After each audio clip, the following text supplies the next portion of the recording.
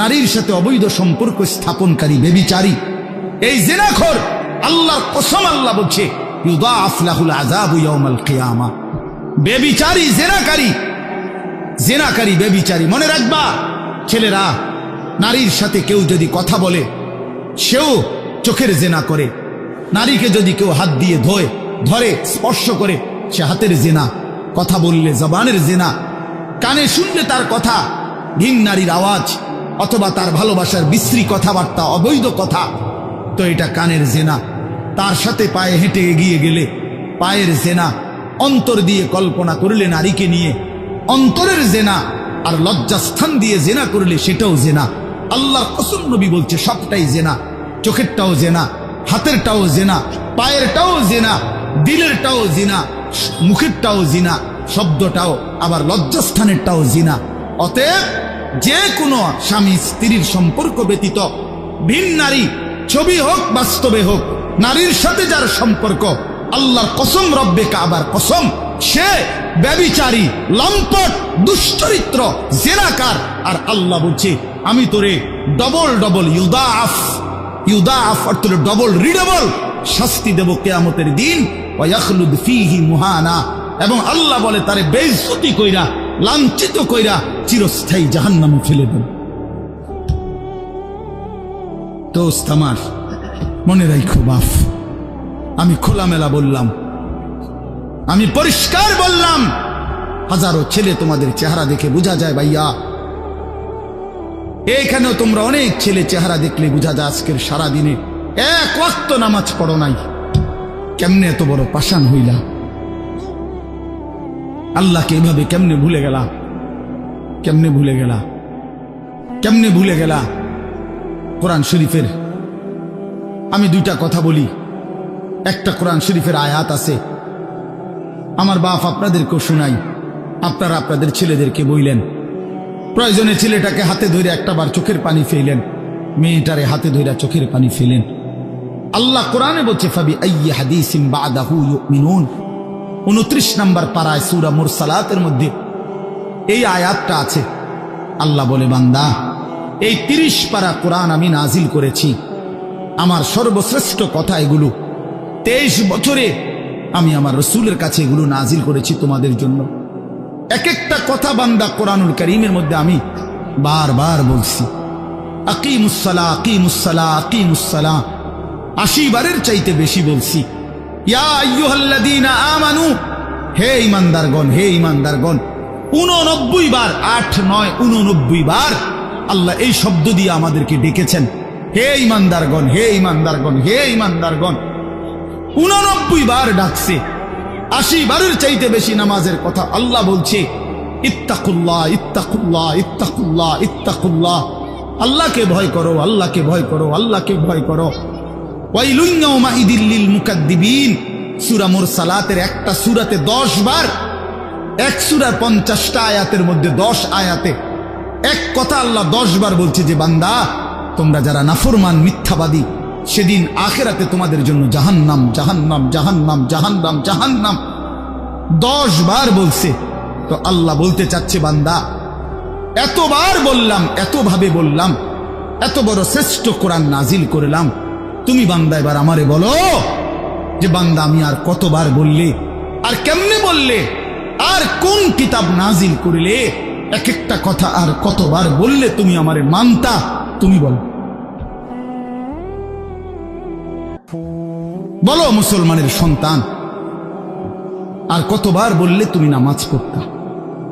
এই কথা যখন তোমার সামনে হাসরের ময়দানে ভাবে আল্লাহ জিজ্ঞেস করবে যে আর কতবার বললে বান্দা তুমি আমারে সেজদা করতা, কি জবাব দিবা বাপ? আর কতবার বললে তুমি সুদ ছাড়তা? 30 বছর মুসলমান সুদ খায়, 30 বছর টানা মুসলমান মিথ্যা বলে, 30 বছর মুসলমান প্রতিদিন ওজনে কম দেয়, এটা মুসলমান? 30 বছর ধরে মুসলমানের ঘরে প্রতিদিন রঙিন টেলিভিশনে নাচ গান নর্তকীর ছবি চলে, প্রতিদিন টেলিভিশন চলবে, এটা জিন্দেগি? এটাই জীবন? 60 বছর বয়স আপনি এখনো বিড়ি সিগারেট খাবেন, এটাই কথা ছিল? 60 বছর বয়স, এখনো আপনি চা দোকানে টেলিভিশন দেখবেন, এই কি কথা ছিল চাচা? আহা, কবরে যাবেন কোন দিন? তাইলে মরণের কথা মনে পড়বে কোন দিন? যুবক ভাই বলো, 365 দিনে একটা বছর কোনদিন ফজরের নামাজ পড়লা না, এ কেমন জিন্দিগি তোমার? তুমি আল্লাহরে এতটা ভোলা কেন ভুলে গেলা? হযরত মূসা আলাইহিস সালামকে আল্লাহ তাআলা প্রথম যখন তুর পাহাড়ে, আমরা সবাই জানি যে আল্লাহ তাআলা মূসা আলাইহিস সালামের সাথে তুর পাহাড়ে কথা বলছেন বহুবার, মানে ওয়াহি নাজিল করছেন। আল্লাহর কথা মানেই ওয়াহি। তো প্রথমবার যখন মূসা আলাইহিস সালাম তুর পাহাড়ের ওই টিলাতে উঠলেন, তো সেখানে আল্লাহ তাআলা স্পষ্ট কোরআন শরীফে আছে, আল্লাহ তাআলা প্রথমেই বলে দিছেন, ইন্নী আনা রব্বুক ফাখলা'না আলাইক। মূসা, আমি তোমার রব, আমি তোমার মহান মালিক আল্লাহ, তুমি ফাখলা'না আলাইকা, তোমার দুইটা জুতা খুলে ফেলো, দুইটা জুতা খুলে ফেলো। আনা আখতারতুকা, আমি তোমাকে নির্বাচিত করেছি। ফাসতামি' লিমা ইউহা, অতএব আমি যা ওয়াহি নাজিল করতেছি বলতেছি তা মনোযোগ দিয়ে শোনো। তাহলে এখন কি বোঝা গেল? তাফসীরের মধ্যে আছে, জুতা খুলতে বললেন কেন? প্রশ্ন হলো, জুতা খুলতে বললেন কেন? কথা বললে বলবে। তো আল্লাহ তাআলা এটা বুঝাইছেন, মূসা, আমি রব্বুল আলামিনের কথা শুনবার আদব জুতা খুলে বস, এই জন্য আদব শিখাইছেন, আদব শিখাইছেন। কোরআন সুন্নাহর ইলমের মধ্যে, কোরআন সুন্নাহর জ্ঞানের মধ্যে একটা জিনিস ভীষণ জরুরি, সেটা হলো আদব। দুইটা জিনিস একসাথে গঠন করতে হয়। এজন্য আমাদের মাদ্রাসাগুলোতে দুই জিনিস একসাথে পড়ায়, একটা হলো ইলম আর একটা হলো আদব। এজন্য মাদ্রাসাওয়ালারা তাদের বাচ্চাদেরকে যেমন পড়ায়, তো বাচ্চার ওযু, গোসল, চলা ফেরা, উঠা বসা, কথাবার্তা, চাল চলনের দিকেও নজর রাখে, যে ছেলেটা দাঁড়াইয়া পেশাব করে কিনা, ছেলেটা টয়লেট পেপার ব্যবহার করে কিনা, দস্তরখান বিছায়া খানা খায় কিনা, বাবা মাকে সালাম দেয় কিনা, ইত্যাদি ইত্যাদি। মানে শুধু শব্দ মুখস্থ করছে, পড়া দিছে, পড়া নিছে, এটা না, তার সাথে সাথে তার জীবন গঠন হচ্ছে কিনা, আদব শিখতেছে কিনা, আখলাক শিখতেছে কিনা, এইটা হলো একই সাথে লক্ষ্য থাকে। এই জন্য হাদিসের মধ্যে আছে, আমাদের প্রিয় নবী সাল্লাল্লাহু আলাইহি ওয়াসাল্লাম বলছেন, আল্লামানি রব্বি ফাআহসানা তা'লিমি ওয়া আদ্দাবানি রব্বি ফাআহসানা তা'দীবি। এই একটি হাদিসে নবীজি দুইটা কথা বলছে, যে আমার আল্লাহ আমাকে সর্বোত্তম ইলম, জ্ঞান শিখিয়েছেন, এবং আমার আল্লাহই আমাকে সর্বোত্তম আদব শিখিয়েছেন। তাহলে একই সাথে বলছে নবীজি, আল্লামানি রব্বি আদ্দাবানি রব্বি, আল্লাহই আমাকে ইলম শিখিয়েছেন, আল্লাহই আমাকে আদব শিখিয়েছেন। কেন নবীজি বাম পাও দিয়া টয়লেটে ঢুকছেন? কেন ডান পাও দিয়া মসজিদে ঢুকছেন? মনে করেন এই যে প্রতিটা নড়াচড়া, হাত্তাল হারাকাত ওয়াস সাকানাত, নবীজির প্রতিটি স্থিরতা, প্রতিটা নড়াচড়া, সবটাই আল্লাহ তাআলার ফয়সালা, আল্লাহ তাআলার পক্ষ থেকে নির্ধারণ করা।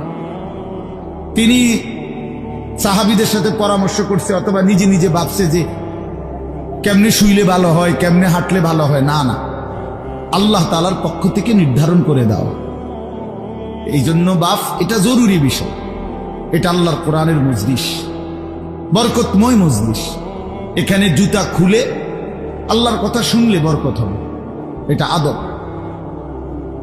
সবাই যারা মূসা আলাইহিস সালামের ওই ঘটনাটা জানে, কোরআন শরীফে স্পষ্ট আছে যে তখন প্রচন্ড ঠান্ডা ছিল, ভীষণ ঠান্ডা, কুয়াশা, নিচে বরফ।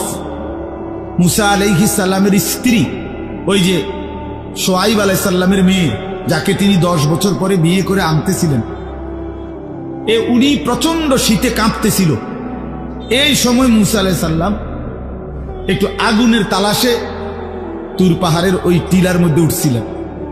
স্ত্রীকে বলছে, ইন্নী আনাস্তু নারা, আমি একটু আগুন তালাশ করে আনি, যদি আগুনটা আনতে পারি তাহলে আগুনের মধ্যে যদি তোমার শরীরে একটু সেঁক দাও তাহলে গরমটা আর শীতটা একটু কম লাগবে। মানে সে শীতকালে আগুন দিয়ে আগের দিনে খুব ছিল, তাহলে বোঝা গেল এত ঠান্ডা, এত প্রচন্ড শীতে যে কাঁপতেছে।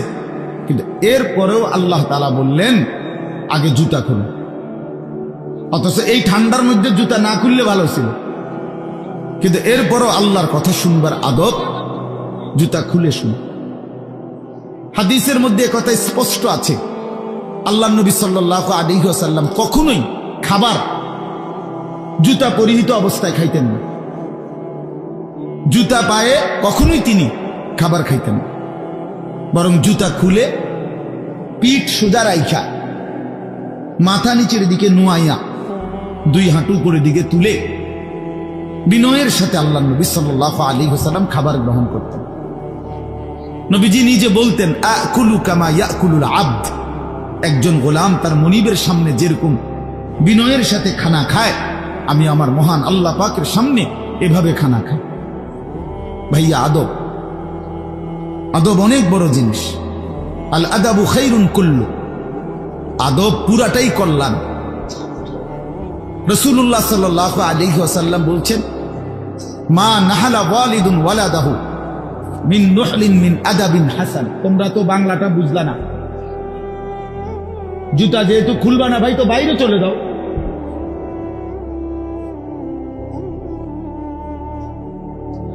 আশ্চর্য মানুষ। না না, অনেকের আছে গাদ্দারি স্বভাব, যে আমি যেমনি আছি এমনি শুনবো। এটা সিধা করতে হবে। জিন্দেগি যদি সোজাই না হয় তো বললাম কারে, বললাম কাকে? শুধুই কেবল ভাইয়া শুনলাম, একজনের পরিচিতি আছে, একজনের জনপ্রিয়তা আছে, একজনের সুর আছে, একজনের টান আছে, একজনের জোরে গলার আওয়াজ আছে, তো এই কারণে জড়লাম। কি ফায়দা এতে ভাই? কথা বোঝেন নাই?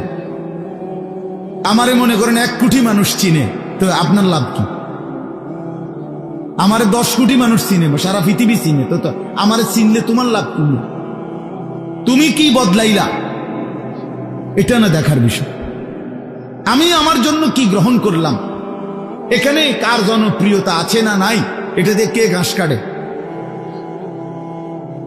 জনপ্রিয়তা দিয়া হয় কি? কিচ্ছু না, কিছুই না।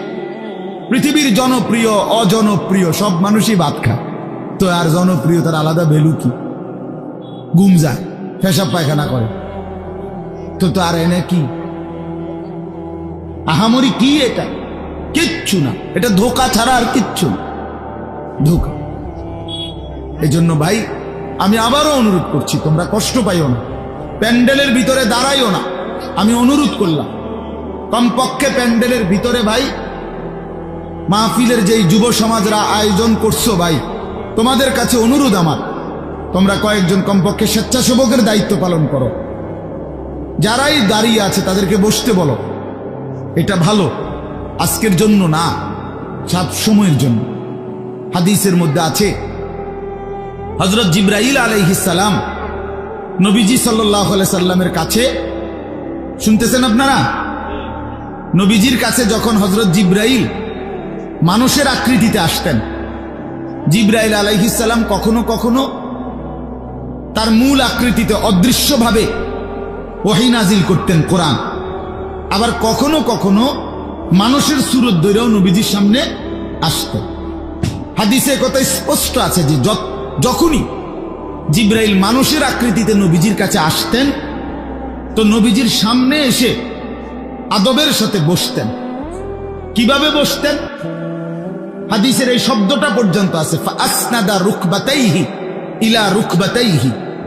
মনে করেন নবীজি এদিকে ফিরা, তো জিবরাইল ওইদিকে মুখোমুখি বসতেন, এভাবে যে উভয়ের হাঁটু বরাবর, বুক বরাবর, চোখ বরাবর, এইভাবে মনোযোগ দিয়ে জিবরাইল আলাইহিস সালাম নবী সাল্লাল্লাহু আলাইহি সাল্লামের সামনে বসতেন। এরপরে তিনি বিভিন্ন বিষয় বলতেন, শুনতেন, নবীজির সাথে কথা বলতেন। তাইলে আদব এটা। আল্লাহর কোরআনের সামনে, রাসূলুল্লাহ সাল্লাল্লাহু আলাইহি সাল্লামের হাদিসের সামনে সর্বোচ্চ আদবের সাথে বসতে হয়, সর্বোচ্চ এটা বসা, এটাই নিয়ম। হাদিসের মধ্যে আছে, আরো শুনাই আমি, হাদিসের মধ্যে আছে, হাদিসে কুদসি, কোন নেককার বান্দারা যখন আল্লাহর জিকির, আল্লাহর তিলাওয়াত, আল্লাহর কথা শুনবার জন্য, বসবার জন্য, বলার জন্য বসে, তো এই পুরা মজমা যখন শেষ হয়, তো আল্লাহ ফেরেশতাদেরকে জিজ্ঞেস করে যে আমার এই বান্দাদেরকে কি পুরস্কার দেওয়া যায়। তো তারা বলে, মহান আল্লাহ, আপনার ইচ্ছা। তো আল্লাহ তাআলা বলেন, শুনো, আমার এই প্রিয় বান্দাদের মজলিস যারা বসলো, আমি তাদের সকলকে মাফ করে দিলাম। তো ফেরেশতারা বলে, আল্লাহ, এখানে এমন লোকও আছে যে এমনি আসছিল, দ্বীনি উদ্দেশ্যে আসে নাই, আপনার কথা শুনতে আসে নাই, এমনি বইছিল আর কি, ইন্নামা জা আলি হাজাতিন, ব্যক্তিগত কোনো উদ্দেশ্যে আসছে, তাকেও মাফ করে দিবেন। তখন আল্লাহ তাআলা বলেন হাদিসে কুদসি, হুমুল কওমু লা ইয়াশকা বিহিম জালিসুহুম, এই শব্দটা বুঝাইতেছে। আল্লাহ তাআলা তখন বলেন, আমার প্রিয় বান্দাদের মজলিস, কি বলবেন, বসেন,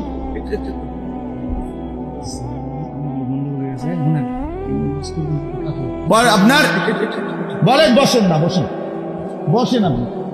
তো এই জন্য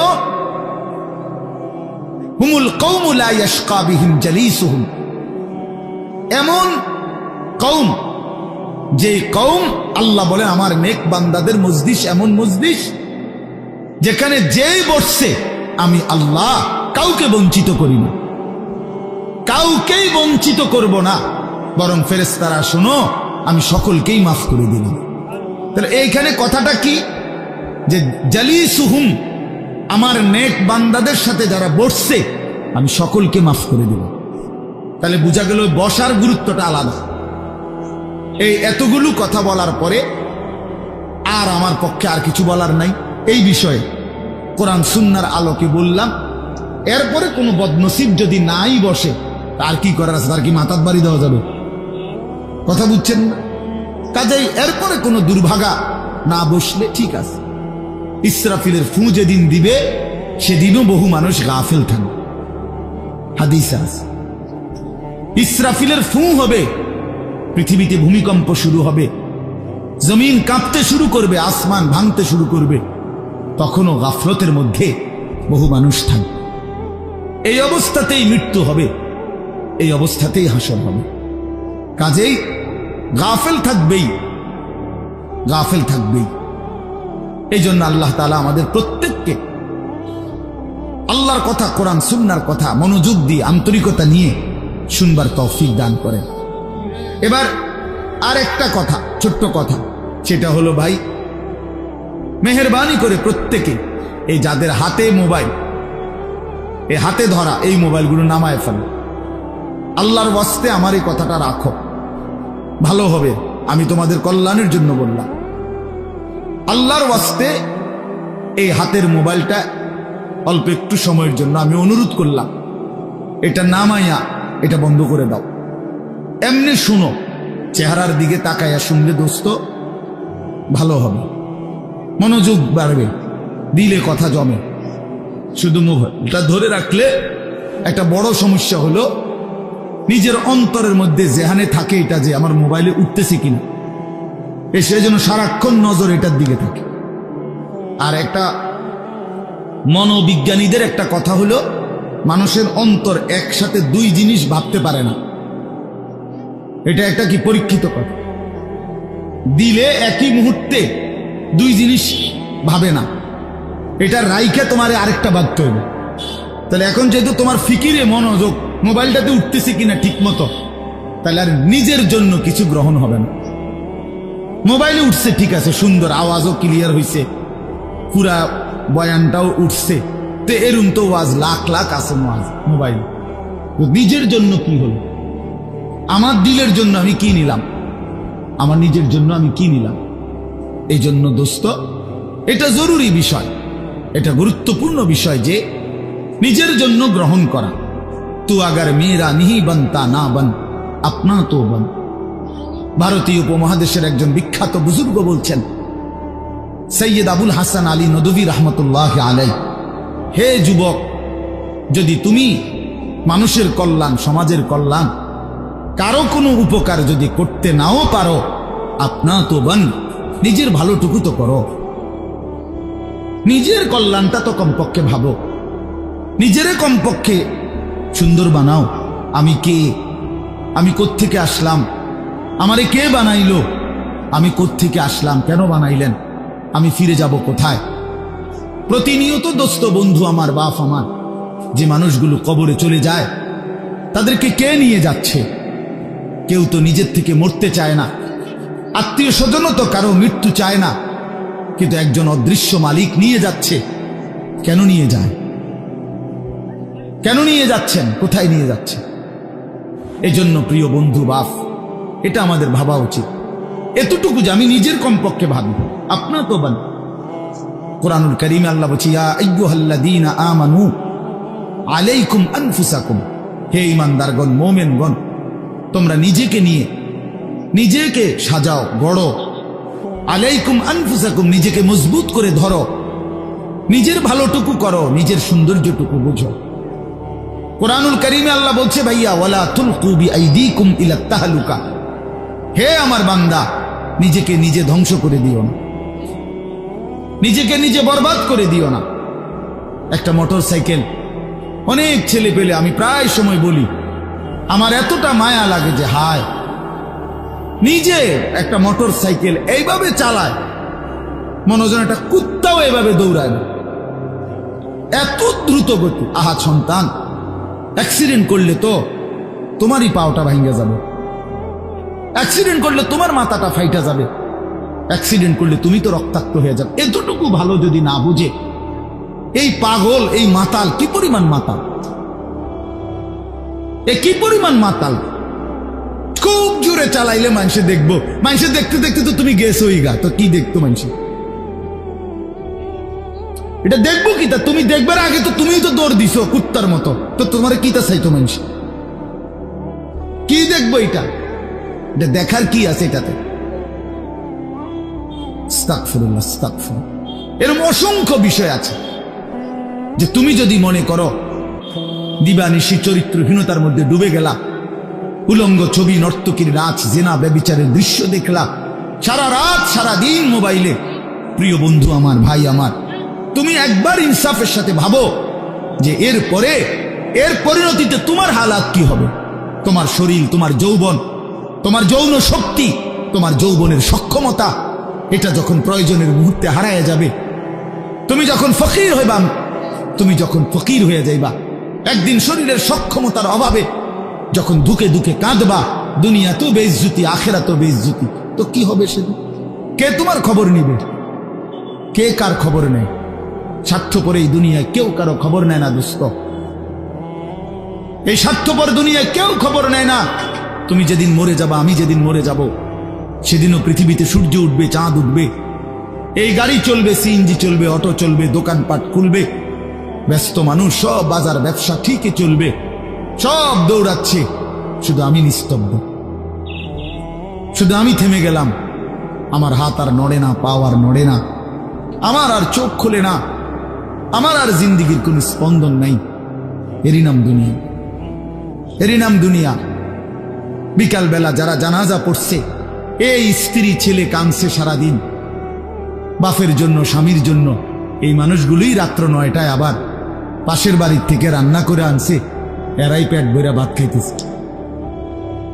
এর নাম দুনিয়া, এর নাম দুনিয়া, এর নাম দুনিয়া। এই মানুষগুলো তো একদিন উপাস থাকলো না, আপন সন্তান, আপন স্ত্রী, তাহলে ধোকার এই দুনিয়া কার জন্য সাজাইল? কার জন্য বলে? বলে কার জন্য? ইয়ালামুনা যাহিরাম মিনাল হায়াতিদ দুনিয়া ওয়া হুম আনিল আখিরাতি হুম গাফিলুন।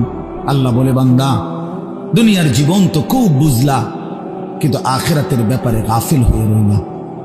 আমার ছেলেরা, তোমরা বলো ভাই, তোমরা যারা খোদার 365 দিনে একটা বছরে কোনোদিন ফজরের নামাজ কোনোদিন পড়ো নাই, তোমার এই পরিণতি, তোমার এই গন্তব্য শেষ কোথায়? তুমি বলো। ইনসাফের সাথে তোমার বিবেককে, প্রিয় বন্ধু, 1 মিনিটের জন্য আমি তোমার বিবেককে বললাম, তুমি বলো। সারাদিন যে উলঙ্গ ছবি দেখলা, সারা রাত যে নর্তকীর ছবি দেখলা, এরপরে তোমার গন্তব্য কোথায়? থামবা কোথায়? তুমি কোথায় গিয়ে থামবা?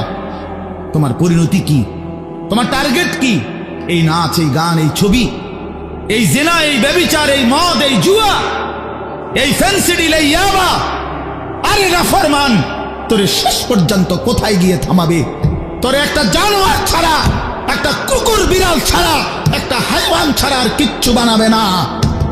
তোরে একটা নর পশু বানায় দিবে। চরিত্রহীন মানুষ থাকে না, লম্পট কোনোদিন মানুষ হয় না। মদখোর, নেশাখোর, জুয়ারি, ফেন্সিখোর, বাবাখোর, ডাইলখোর, ইয়াবাখোর, ফুট্টাখোর, হারামখোর, ওই মানুষ থাকে না, ওই জানোয়ার হয়ে যায়। জানোয়ার, জানোয়ার হয়ে যায় বেটা, জানোয়ার হয়ে যায়। যে কপাল সেজদা দেয় না, সে কপাল, যে মানুষ মানুষ হয়ে সেজদা দেয় না, আল্লাহর কসম, আল্লাহ তাআলা কোরআনে বলছে, ইবলিস তুই সেজদা দিলি না, আজকের থেকে তুই শয়তান। এজন্য যে কপাল সেজদা দেয় না, সে মানুষ নয়, শয়তান। শয়তান বেটা, তুই বেটা শয়তান, শয়তান, এটা শয়তান। এর আগে কোনদিন ইবলিসকে শয়তান বলতো? কোন দিন থেকে বলছে? যেদিন থেকে সে সেজদা দেয় না। কথা বলেন না কেন? ইবলিসের আগে কি শয়তান আছিল? সেজদা যেদিন দিল না, সেদিন থেকে মালিক বলল, আজকের থেকে তুই শয়তান। ইবলিস যেদিন সেজদা দিল না, সেদিন আল্লাহ বলল, ফখরুজ ফাইন্নাকা রাজিম, বের হ, আজকের থেকে তুই রাজিম, অভিশপ্ত, মালউন, অভিশপ্ত, রাজিম। আল্লাহ বলছে, ওয়া ইন্না আলাইকাল লানাতা ইলা ইয়াউমিদ্দিন। ইবলিস তুমি সেজদা দিলা না, মনে রেখো আজকের থেকে কিয়ামত দিবস পর্যন্ত তোর উপরে আমি আল্লাহর লানত। এজন্য বেনামাজি তোর উপরে আল্লাহর লানত,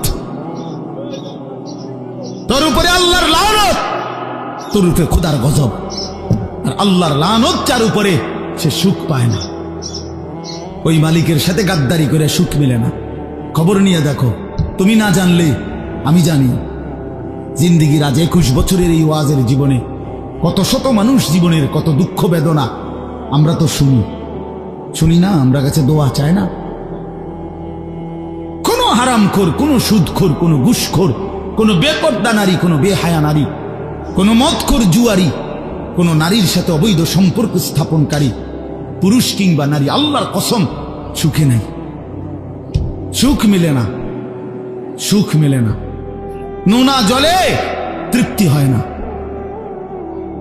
যে পানি লবণাক্ত, ওই পানি তৃষ্ণা মিটায় না। অতএব গুনাহ তৃষ্ণা মিটায় না। গুনাহ কাউকে তৃপ্তি দিতে পারে না।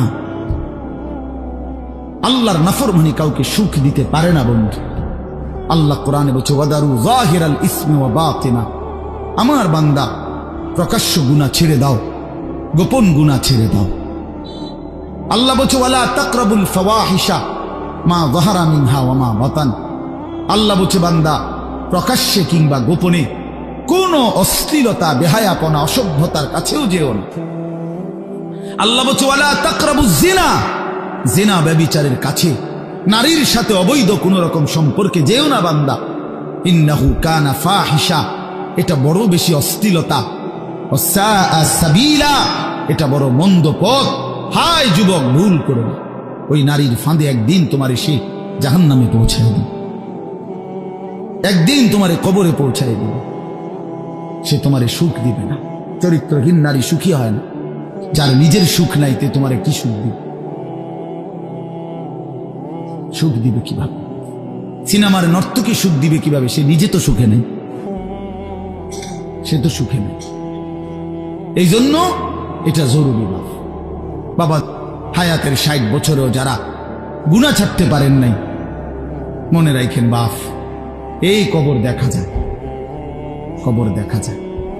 চলেন এবার তরজমাটা শুনেন, তাইলেই আমার কথা শেষ। একটু দেখেন কোরআনুল কারীমের 30 নম্বর পারা, 102 নম্বর সূরা। সূরাটার নাম আত-তাকাসুর। ছোট্ট একটা সূরা, 8টা আয়াত আমি তেলাওয়াত করছি। এই ছোট্ট সূরাটার তরজমা বলেই আমি আমার কথা শেষ করে ফেলব ইনশাআল্লাহ। আল্লাহ তাআলা আমাদেরকে তৌফিক দান করুন। এই সূরাটার একটা ছোট্ট প্রেক্ষাপট আছে, কেন নাজিল হলো। এটারে আরবিতে শানে নুজুল বলে। অর্থ হলো শানে নুজুল হলো কেন নাজিল হলো সূরাটা। রাসূলুল্লাহ সাল্লাল্লাহু আলাইহি ওয়াসাল্লামের জামানায় মক্কায় কুরাইশ বংশের লোকেরা, নবীজির বংশের নাম হলো কুরাইশ বংশ নাকি।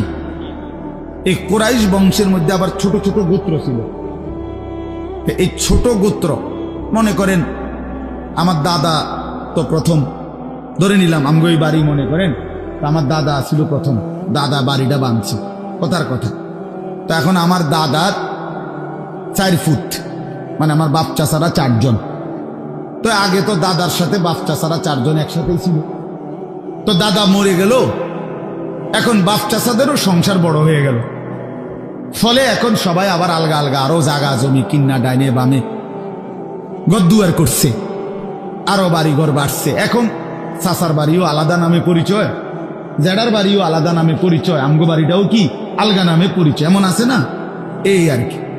তো প্রথমত তো বড় বংশটা পুরাটার নাম হলো কুরাইশ, কিন্তু এরপরে আবার এর অধীনে ধীরে ধীরে ছোট ছোট আরো গোত্র ছিল, আরো বংশ ছিল। এই যে ছোট বংশ যেগুলো ছিল, এরা প্রতিনিয়ত, এদের একটা বদভ্যাস ছিল যে এরা নিজেদের মধ্যে অবসর পাইলেই নিজেদের ক্ষমতা, প্রভাব, প্রতিপত্তি, অর্থ সম্পদ, স্ত্রী পরিজন, সন্তানাদি, বংশধর, কার কদ্দুর কত বেশি দুনিয়া, এই নিয়ে নিজেদের মধ্যে বড়াই করত, প্রতিযোগিতা করত, তর্কাতর্কি করত আর কি। হ্যাঁ, নিজেদের মধ্যে বিতর্ক করত। আমার চাচা এই, আমার জেডা এই, আমার মামা এই, আমগো বাড়িতে এত আছে, টাকা এত, বাড়ি এত, জায়গা এত, জমি এত, তোরার কিতাবে না, এগুলো আমাদের মধ্যে হয় না এমন।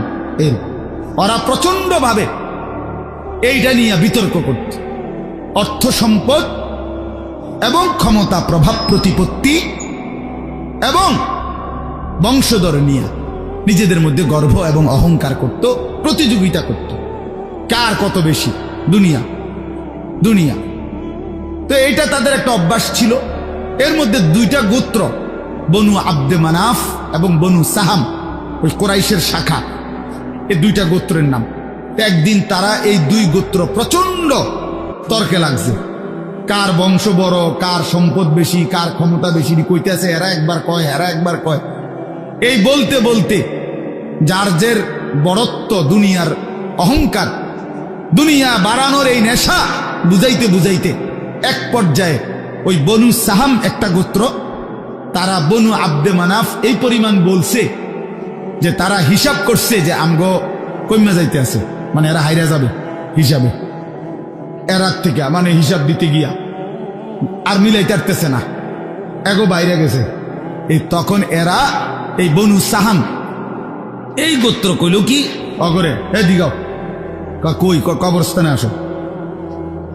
কোথায়? কবরস্থানে আসো, আসো কবরস্থানে। কবরস্থানে কি? আসো না। তা আইসা এবার কবরস্থানের সামনে আইসা তাগো ওই মুর্দা যারা কবরে, তাগো বংশের এবার এই হ্যাগো হিসাব দেয়া হইতেছে। এই বেটা আমার চাচা মরলে কি হয়েছে, চাচা কি আসিল তুই জানোস বেটা? আমার দাদা মরলে কি হয়েছে বেটা? হ্যাঁ, আমার দাদার ভয়ে দাদা নিজে কাঁদতো বেটা। তার মানে এবার অহংকার করতে করতে, দুনিয়ার বড়াই বুঝাইতে বুঝাইতে, জীবিত দিয়ে আর হিসাব না মিলাইতে পাইরা কই গিয়া পড়ছে? কবরস্থানে গিয়া পড়ছে। এদের এই মন্দ আচরণ আল্লাহ তাআলা নারাজ হয়ে আল্লাহ তাআলা তখন এই আচরণের কারণে কোরআনুল কারীমের এই সূরাটা নাজিল করছেন। 102 নম্বর সূরা আত-তাকাসুর নাজিল করে আল্লাহ বললেন, হায় বান্দা, কি করছো? করছোটা কি? এইনি কাজ ছিল, এইনি কথা ছিল তোমাদের। দুনিয়া বাড়ানোর নেশা, দুনিয়ার প্রতিযোগিতা, সম্পদ, বংশধর, এই গর্ব, এই বড়াই, এই হিসাব তোমাদেরকে ডুবাইয়া দিল, আখিরাত তো ভুলাইয়া দিল। এই তখন আল্লাহ তাআলা বলেন, কি বলেন শুনেন, আলহাকুমুত তাকাসুর। আলহাকুম এই শব্দের 2টা অর্থ, শাগালাকুম ও আনসাকুম। আল্লাহ তাআলা বলেন, হায় আল্লাহকুম, তোমাদেরকে ব্যস্ত করে ফেললো দুনিয়া, আর আনসাকুম আল আখিরাহ, তোমাদেরকে আখিরাত ভুলাইয়া দিল। তোমরা কবর ভুলে গেলা, হাসর ভুলে গেলা, পরকালের হিসাব ভুলে গেলা, আখিরাত ভুলে গেলা, আর দুনিয়ার মধ্যে ডুবে গেলা। কি কারণে ডুবলা? কি কারণে আখিরাত ভুললা? আত-তাকাসুর, এই বাড়ানোর প্রতিযোগিতা, অর্থ সম্পদ, ক্ষমতা, বংশধর, টাকা পয়সা, মাল দৌলত, এগুলো বাড়ানোর নেশা তোমাদেরকে আখিরাত ভুলাইয়া দিল আর দুনিয়ার মধ্যে ডুবাইয়া ফেললো, ব্যস্ত করে ফেললো। হাত্তা জুরতুমুল মাকাবির, আল্লাহ বলেন, হায় বান্দা, এক পর্যায়ে কবরস্থানেই পৌঁছে গেল। এখানে ডাইরেক্ট কথা, শেষ পর্যন্ত কবরস্থানে চলে গেলা, অহংকার করতে করতে, বড়াই করতে করতে, দুনিয়া সাজাইতে সাজাইতে, দুনিয়া মিলাইতে মিলাইতে। এ কথার দুই অর্থ। এবার এক হলো সরাসরি ওদেরকে বলছে কাজটা তোমরা ভালো করলা না, আরেকটা হলো আমাদের সবাইকে বলছে, আমার বান্দারা, তোমরা যারা এই পরিমাণ দুনিয়া নিয়ে ব্যস্ত হইলা, দুনিয়া সাজাইতে লাগলা, যে এক পর্যায়ে এই দুনিয়া সাজাইতে সাজাইতেই হাত্তা জুরতুমুল মাকাবির, কবরে পৌঁছে গেলা, একদিন মরে গেলা, অথচ আখিরাতের কোনো পুঁজি নাই, কবরের কোনো সামান নাই। কামটা কি করল? কামটা কি করল? কাজটা কি করলা বান্দা? কি করল? হায় বান্দা, 60 বছর বয়স, আজও আখিরাতের পুঁজি কই। 30 বছর, আজও আখিরাতের পুঁজি কই। এরই মধ্যে তো একদিন কবরেই পৌঁছে যাবে। কবরেই, এই যে দেখেন কবরবাসীদের রুহের মাগফিরাত কামনায় মাহফিল, আমি এই জন্য এই আয়াত পড়ছি। পুরা কোরআনুল কারীমের মধ্যে এই একবারই কবর এই শব্দটা আছে, এই সূরার মধ্যে একমাত্র। হাত্তা জুরতুমুল মাকাবির, এই কবরস্থান, কবর, এই কথাটা কোরআনের এই সূরাতেই আছে। শুনুন, আল্লাহ তাআলা বলেন, বান্দা, দুনিয়ার লোভে ডুবে আখিরাতকে ভুলে তুমি বাড়ানোর নেশা, তোমার প্রতিযোগিতা, আরো চাই, আরো চাই, আরো চাই, আরো চাই, এটা তো একদিন তোমার কবরস্থানেই পৌঁছায় দিল। কবরস্থানে পৌঁছায় দিল। আমার বাপ, আমার বন্ধু, আমার জওয়ান সাথী, সবাই নিয়ে ভাবি, আমিও আপনিও, ইনসাফের সাথে। দুনিয়া আমারে কি পরিমাণ ব্যস্ত করে দিল। 60 বছরের বয়স্ক মানুষ, 70 বছরের বয়স্ক মানুষ, হিসাব শুধুই দুনিয়া, হিসাব করতেছে এখনো দুনিয়া। দুনিয়া মিলছে খুশি, দুনিয়া মিলে নাই খুশি নেই। যখন দুনিয়া মোটামুটি ঘুষাইতে পারছে তৃপ্ত, আর দুনিয়া ঘুষাইতে পারে নাই অতৃপ্ত। অতৃপ্ত অসংখ্য মানুষকে শুনবেন, দুনিয়া ঘুষাইয়ে ফেলছে। 3টা ছেলে বিদেশ পাঠাইছি হুজুর, 4টা মেয়ে বিয়ে দিছি, বাড়িতে একটা বিল্ডিং করছি, 4টা রুম, ভিতরে 2টা বাথরুম, আল্লাহর রহমতে রাস্তার লগে কুদ্দুর জায়গা কিনছি, ব্যাংকেও কিছু টাকা পয়সা জমছে, বাজার সদাই কইরা খাইয়া পইরা আল্লাহর রহমতে আপনাকে দোয়ায়, 10 জনের দোয়ায় ভালো আছে, খালাস, জিন্দিগি মিলে গেছে, জীবনের টার্গেট অর্জন হয়ে গেছে। চাচা চাচা তৃপ্ত, 60 বছরের বয়স্ক বাবা তৃপ্ত হয়ে গেছে, তার পৃথিবীতে আসার উদ্দেশ্য অর্জন হয়ে গেছে। পৃথিবীতে আসছিল ফোলাদ বিদেশ পাঠাইছে, পৃথিবীতে আসছিলেন মেয়ে বিয়ে দিতে, মেয়ে বিয়ে দিছে। দুনিয়ায় আসার 60 বছরের একটা টার্গেট ছিল, একটা বিল্ডিং করবে, বিল্ডিংটা হইছে, আলহামদুলিল্লাহ। আর তো চাচা কবর, হাসরের ময়দান, ফুলসেরাত, মিজান, আমল নামা, জান্নাত জাহান্নাম, এগুলো কার জন্য? এগুলো কার জন্য? এগুলো কার জন্য? কই সেগুলোর কথা দিয়ে বললেন না? ইয়ালামুনা যাহিরাম মিনাল হায়াতিদ দুনিয়া, দুনিয়া তো খুব বুঝলা বান্দা, ওহুম আনিল আখিরাতি হুম গাফিলুন, আখিরাতের ব্যাপারে তো গাফিল হয়ে রইল। যুবক ছেলে, তোমাদের হালাত কি? তোমরা মনে করছো তোমাদের লজ্জাস্থানের যৌনতার একটা শাহওয়াত আছে, চাহিদা আছে, এই চাহিদাটা যদি পূরণ হয়, নারী, ছবি, বন্ধুদের অসৎ আড্ডা, মোবাইলের অশ্লীল ছবি, এই জেনা ব্যভিচারের যে কোনো সুযোগ, কিংবা কোনো অসভ্যতা নোংরামির কোনো সুযোগ পাইছ, জীবন উপভোগ করতেছ, খালাস, খালাস। কোথায় নামাজ, কোথায় আখেরাত, কোথায় মৃত্যু, কোথায় কবর? আহা বাফ, কিছুই মনে করাইল না, কিছুই মনে করাইল, কিছুই মনে করাইল। এরই নাম জিন্দিগি, এরই নাম মুসলমান। এখানেই জীবনের সমাপ্তি, আর কিছু নাই। কবর বলতে কিছু নাই, আখিরাত বলতে কিছু নাই। আল্লাহ তাআলা বলেন, বান্দা আল্লাহকুমুত তাকাসুর, আহা বান্দা, দুনিয়ার নেশা তো তোমাদেরকে ভুলায় দিল আখিরাত। হাত্তা জুরতুমুল মাকাবির, এরই মাঝে তো একদিন কবরেই পৌঁছে গেলা। একদিন কবরে পৌঁছে তুমি তো উপলব্ধি করবা, কাল্লা সাউফা তা'লামুন সুম্মা কাল্লা সাউফা তা'লামুন। আল্লাহ তাআলা বলে, বান্দা শোনো, সাবধান, কাজটা ভালো করলা না, দুনিয়ায় ডুবে গেলা, আখিরাত ভুলে গেলা। সাউফা তা'লামুন, দুইবার বলছে একটা কথা আল্লাহ। অল্প সময়ে তুমি জানতে পারবা, অল্প সময়ে তুমি জানতে পারবা। তাফসীরের মধ্যে লিখছে দুইবার কেন বলল আল্লাহ?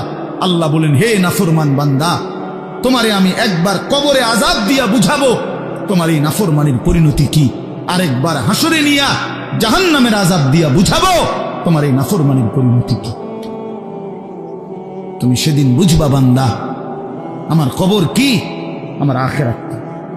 রাসূলুল্লাহ সাল্লাল্লাহু আলাইহি ওয়াসাল্লাম বলেন, নাফরমান যখন কবরের প্রশ্নের জবাব দিতে পারবে না, তো আল্লাহ তাআলার পক্ষ থেকে ফেরেশতাদেরকে বলবে, আফরিশুহু মিনান নার ওয়ালবাসুহু মিনান নার ওয়াফতাহু লাহু বাবান ইলান নার। আমার বান্দার কবরের মধ্যে জাহান্নামের বিছানা বিছিয়ে দাও, জাহান্নামের পোশাক পরিয়ে দাও, জাহান্নাম বরাবর দরজা খুলে দাও। ফেরেশতারা এই তিনটা কাজ করে এই ফেরেশতারা সরে যাবে।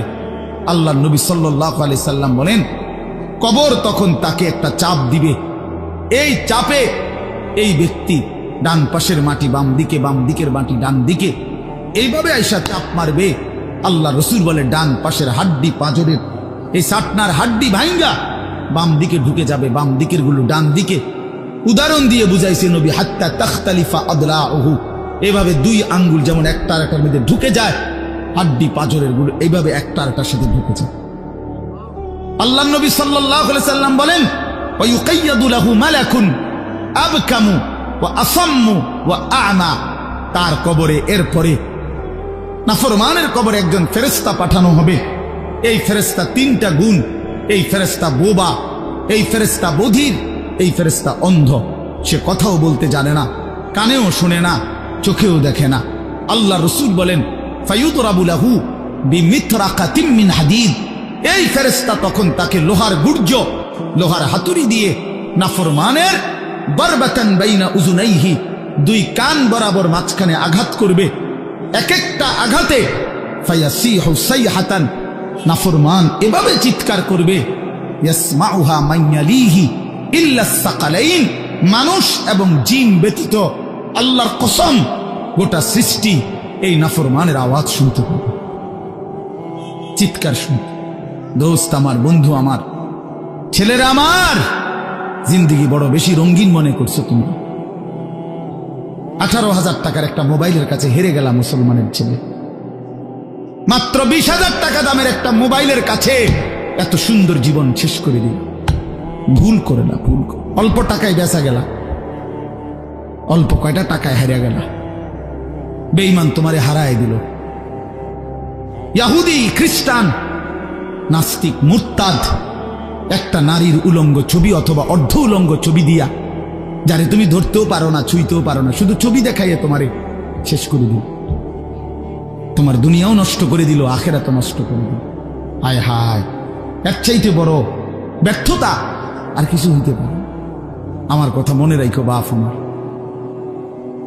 প্রিয় বন্ধু আমার, সন্তানরা আমার, ছেলেরা আমার, ভাই আমার, যুবক, আমি যদি আর কোনোদিন বলতে নাও পারি, এই একবারই বলবো,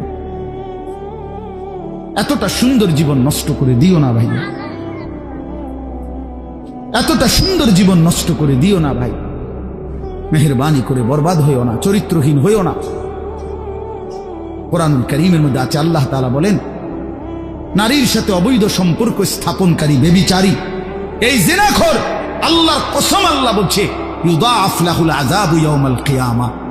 ব্যভিচারী, জিনাকারী, জিনাকারী, ব্যভিচারী। মনে রাখবা ছেলেরা, নারীর সাথে কেউ যদি কথা বলে, সেও চোখের জেনা করে। নারীকে যদি কেউ হাত দিয়ে ধরে স্পর্শ করে, সে হাতের জেনা। কথা বললে জবানের জেনা, কানে শুনলে তার কথা ভিন নারীর আওয়াজ অথবা তার ভালোবাসার বিশ্রী কথাবার্তা, অবৈধ কথা, তো এটা কানের জেনা। তার সাথে পায়ে হেঁটে এগিয়ে গেলে পায়ের জেনা। অন্তর দিয়ে কল্পনা করলে নারীকে নিয়ে, অন্তরের জেনা। আর লজ্জাস্থান দিয়ে জেনা করলে সেটাও জেনা। আল্লাহর কসম, নবী বলছে সবটাই জেনা। চোখেরটাও জেনা, হাতেরটাও জেনা, পায়েরটাও জেনা, দিলেরটাও জিনা, মুখেরটাও জিনা, শব্দটাও, আবার লজ্জাস্থানেরটাও জিনা। অতএব যে কোনো স্বামী স্ত্রীর সম্পর্ক ব্যতীত ভিন নারী, ছবি হোক বাস্তবে হোক, নারীর সাথে যার সম্পর্ক, আল্লাহর কসম, রব্বে কাবার কসম, সে ব্যভিচারী, লম্পট, দুশ্চরিত্র, জেনাকার। আর আল্লাহ বলছে আমি তোরে ডবল ডবল ইউদাআফ অর্থ ডবল রিডবল শাস্তি দেব কিয়ামতের দিন। ওয়াখলুদ ফীহি মুহানা, এবং আল্লাহ বলে তারে বেইজ্জতি কইরা, লাঞ্ছিত কইরা চিরস্থায়ী জাহান্নামে ফেলে দেব।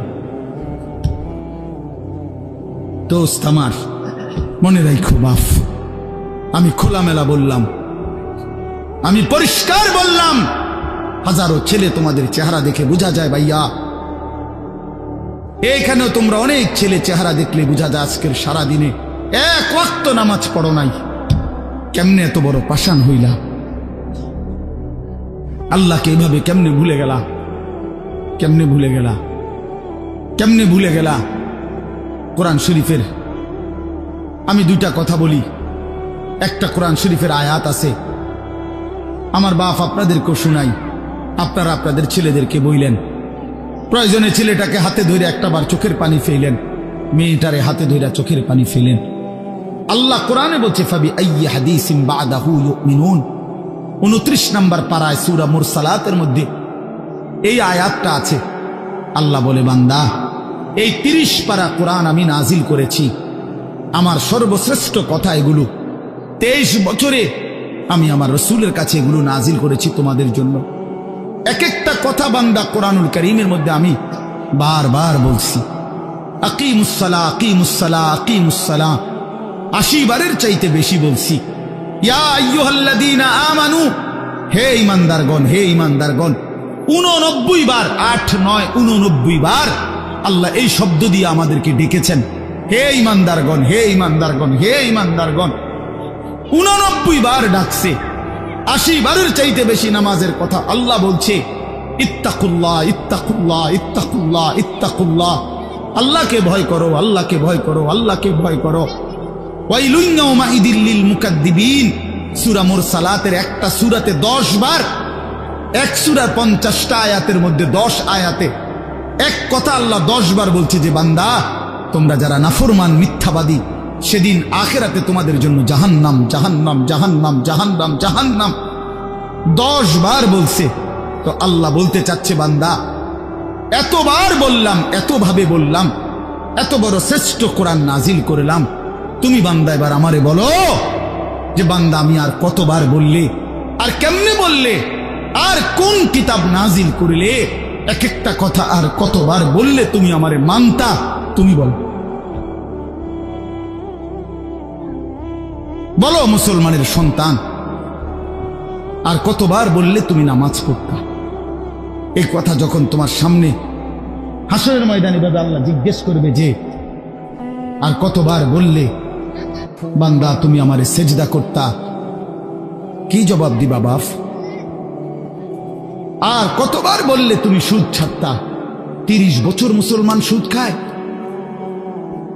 30 বছর টানা মুসলমান মিথ্যা বলে, 30 বছর মুসলমান প্রতিদিন ওজনে কম দেয়, এটা মুসলমান?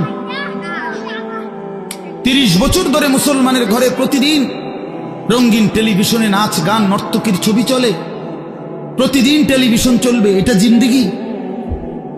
এটাই জীবন? 60 বছর বয়স আপনি এখনো বিড়ি সিগারেট খাবেন, এটাই কথা ছিল? 60 বছর বয়স এখনো আপনি চা দোকানে টেলিভিশন দেখবেন, এই কি কথা ছিল চাচা? আহা, কবরে যাবেন কোন দিন? তাইলে মরণের কথা মনে পড়বে কোন দিন? যুবক ভাই বলো, 365 দিনে একটা বছর কোনোদিন ফজরের নামাজ পড়লা না, এ কেমন জিন্দিগি তোমার? তুমি আল্লাহরে এতটা ভোলা কেন ভুলে গেলা? এভাবে ছেড়ে দিলা কেন ভাই আমার? এই হলো একটা প্রশ্ন। আরেকটা প্রশ্ন হইল, লাকাদ মান্নাল্লাহু আলাল মুমিনিনা ইয বাআসা ফীহিম রাসূলাম মিন আনফুসিহিম। আমার এটুকু কথা মনোযোগ দিয়ে শুনেন সবাই। নবী সাল্লাল্লাহু আলাইহি সাল্লামের ব্যাপারে আল্লাহ বলছে, বান্দা, হে আমার ইমানদার বান্দা, এই পৃথিবীর সমস্ত নিয়ামত আমি দিয়েছি সবার জন্য। আসমান, জমিন, চন্দ্র, সূর্য, আলো, বাতাস, রোদ, বৃষ্টি, হাসি, কান্না, আনন্দ, বেদনা, স্ত্রী, সন্তান, গাছ, ফল, ফুল, ক্ষেত, ফসল, টাকা পয়সা, জায়গা, জমি, এগুলো তো আমি সবাইকে দিছি। কিন্তু তোমরা ইমানদারগণ শুনো, আমি মহান আল্লাহ রাব্বুল আলামিন তোমাদের জন্য একজন আলাদা আমার সর্বশ্রেষ্ঠ রসুল, কলিজার টুকরা, আমার সবচেয়ে প্রিয় মাহবুব, আমার বন্ধু, আমার আখিরি রসুল নবী মুহাম্মদুর রাসূলুল্লাহ সাল্লাল্লাহু আলাইহি সাল্লাম, তাকে আমি তোমাদের জন্য দিয়েছি। এটা আমার সর্বশ্রেষ্ঠ নিয়ামত। বলেন আলহামদুলিল্লাহ, বলেন আলহামদুলিল্লাহ। তো আল্লাহর নবী সাল্লাল্লাহু আলাইহি সাল্লাম, আপনাদের কাছে এই কথাটা বলি, যুবক ভাই তোমাদের কাছেও বলি, হাসরের ময়দানে মনে রাখো ভাইয়া, নবী সাল্লাল্লাহু আলাইহি সাল্লাম উম্মতের আমলনামা দেখবে, উম্মতের আমলনামা দেখবে নবী। আর দেখা নবী সাল্লাল্লাহু আলাইহি ওয়াসাল্লাম উম্মতের এই আমলনামা হাতে নিয়ে যখন দেখবে পৃষ্ঠার পর পৃষ্ঠা, ফজরের নামাজ নাই, 30 বছর মিথ্যা বলে, 30 বছর সুদের লেনদেন, 40 বছর হারামের ব্যবসা করছে, কোনো দিন 5 ওয়াক্ত নামাজ পড়ে নাই, স্ত্রী পর্দা করে নাই, ছেলেটা নামাজ পড়ে নাই, ঘরের মধ্যে অনবরত টেলিভিশন চলছে। প্রিয় ভাই আমার, বাপ আমার, আল্লাহ নবী সাল্লাল্লাহু আলাইহি সাল্লাম সেদিন চোখের পানি ফেলবে আর বলবে, উম্মত, এটা কি আমলনামা নিয়ে আসছো? উম্মত, তুমি আমার এত বড় বেইজ্জতি কেমনে করলা? আমি 23টা বছর তোমাদের জন্য কেঁদেছিলাম। সারা রাত এশার নামাজের পরে নবী দাঁড়াইছে কানতে কানতে, ফজরের আজান পর্যন্ত নবী উম্মতের জন্য দোয়া করছে আর চোখের পানি ফেলছে। তায়েফের পাথরের আঘাতে পিঠটা ছিদ্র করে ফেলছি, ক্ষুধার কষ্টে পেটে পাথর বেঁধেছিলাম। উহুদের দান শহীদ করা রক্ত নিয়ে উহুদের ময়দানে পড়েছিলাম বেহুশ হয়ে। ঘরের চুলায় 3 মাস আগুন জ্বলে নাই। এত কষ্ট, এত চোখের পানি, এত ক্ষুধার কষ্ট, এত রক্ত, বিনিময়ে উম্মত এটা কি নিয়ে আসলো? নামাজ কই, সেজদা কই, রুকু কই, ফজর, জোহর, আসর, মাগরিব, ইশা কই, হারাম থেকে বাঁচা কই, হালাল উপার্জন কই, জিকির কই, তেলাওয়াত কই, আমার সুন্নাত কই? কেমনে এমনে ভুলে গেলা উম্মত? আমার এত বড় বেইজ্জতি কেমনে করলা? আমার এত বড় অপমান কেমনে করলা? কি জবাব দিবেন বলো ভাই? আমার কথা শেষ ভাই। কি জবাব হইতে পারে তখন? আল্লাহ তাআলা বলবেন, আল্লাহ তাআলা বলবেন, বান্দা, আমি আর কেমনে বললে তুমি মানতা? নবী বলবেন, উম্মত, আমি আর কত চোখের পানি ফেললে তুমি আমার কথা মনে করতে? আর কত রক্ত ঝরাইতাম আমি? 23টা বছর আমি শুধুই কাঁদছি, শুধুই কাঁদছি, সারা রাত কেঁদেছি। ভাই আমার, দোস্ত আমার, বন্ধু আমার, নওজোয়ান ছেলেরা আমার, নষ্ট হইও না, নষ্ট হইও না। প্রিয় বন্ধু, আজীবন ফিলিস্তিনে রক্ত ঝরবে আর আরাকানে রক্ত ঝরবে, আর তুমি আর আমি নিরাপদ থাকবো, এটা ছিল, এটা যারা ভাবছিলা, আজ ইসকনের গুন্ডারা, ইসকনের সন্ত্রাসীরা এটা প্রমাণ করে দেখাইছে। ইসকনের গুন্ডারা, ওই হিন্দু সন্ত্রাসীরা, এরা প্রমাণ করে দিছে তোমাদের আমাদের সবাইকে যে মুসলমানের বাচ্চা, সুযোগ পাইলে তোদের কাউকে ছাড়ব না। এই জন্য আমার মুসলমান ভাইয়ের শহীদ সাইফুল ইসলাম আলিফ, অ্যাডভোকেট সাইফুল ইসলাম আলিফের তাজা রক্তে চট্টগ্রামের জমিনে এই ইসকনের গুন্ডারা, সন্ত্রাসীরা দিনে দুপুরে প্রকাশ্য দিবালোকে এই 92% মুসলমানের বাংলাদেশে, যে দেশে কালেমার উচ্চে ফজরের আজানে যে দেশে ভোর হয়, যে দেশের কোটি কোটি জনগণ মুসলমান, সে দেশে প্রকাশ্যে দিবালোকে ইসকনের গুন্ডারা, সন্ত্রাসীরা এরা আমাদের মুসলমান একজন অ্যাডভোকেটকে জবাই করে ফেলছে। শুনেছ বন্ধু এটা? কি ভাবছ জিন্দেগি শুধু মোবাইল টিপতে টিপতে শেষ হইব? তুমি কোনোদিন মুসিবতে পড়বা না? না,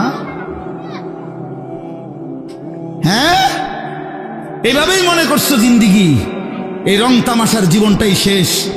বাপ কিছু বলে না, মা কিছু বলে না, স্ত্রী স্বামী সন্তান সব আলাদা আলাদা, সবাই সবার মন মতো চলতেছ ভাইয়া। এরই নাম জীবন? বেঈমান বুঝাইয়া দিছে, এই জমিনে রক্ত ঝরাইয়া বুঝাইছে। অনেক মানুষ তো বলে সবসময় আমরা হুজুররা কেন চিল্লাই, আমরা কে এত কিছু চিল্লাই। আরে বন্ধু, আমরা তো এই কথাই বুঝাইতে চাই যে কাফের বেঈমান সুযোগ পাইলে হুজুর পাবলিক জনগণ কাউরে ছাড়বে না। নাই তো অ্যাডভোকেট সাইফুল ইসলাম তো হুজুর না, কথা বলেন না কেন? তো অরে জবাই করলো কেন? অরে জবাই করলো কেন? এই বাংলাদেশে কত মুসলিম নেতা আমাদের জাতির কত বড় বড় রাহবারদেরকে, ওলামায়ে কেরামকে আপনার জেলখানায় পুরাইছে, বছরের পর বছর করে ফেলে রাখছে। কই বাংলাদেশের মুসলমান তো কোনোদিনের বিনিময়ে কারো রক্ত ঝরায় নাই। তাহলে ওই বেঈমানরা তাদের একজন কাফের, ওই চরিত্রহীন, তার নামে অসংখ্য নারী নির্যাতন, শিশু নির্যাতনের অসংখ্য অভিযোগ তার নামে, তারে বহু জায়গা থেকে বহিষ্কৃত করছে। এই চিন্ময় কৃষ্ণ দাস নামে একজন কাফের মুশরিক বেঈমান চরিত্রহীনের জন্য তারা মুসলমানের বাংলাদেশে জলজ্জন্ত একজন মানুষকে জবাই করে ফেলছে।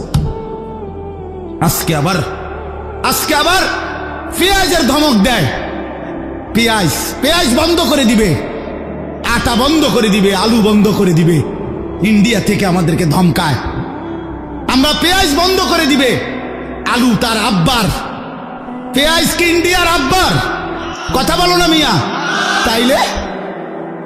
তাইলে কিসের ভয় দেখায়? 110 কোটি জনগণ তাদের। আরে মুসলমান তো 110 কোটিকে ভয় পায় না, 210 কোটিকে ভয় পায় না। আমাদের সংখ্যা হিসাব না, আমাদের শুধু একজন, আগেও একজন, এখনো একজন, আগামী তো আমাদের একজন, তিনি আল্লাহ।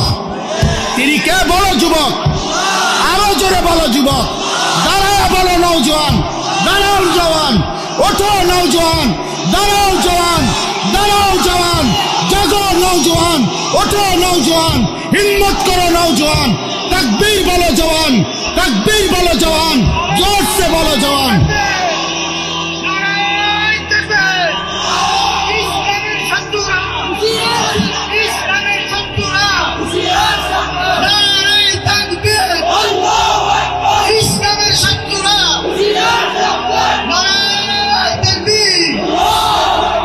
এটা মনে রাখতে হবে, এদেশ ইসকনের না, এদেশ মুসলমানের।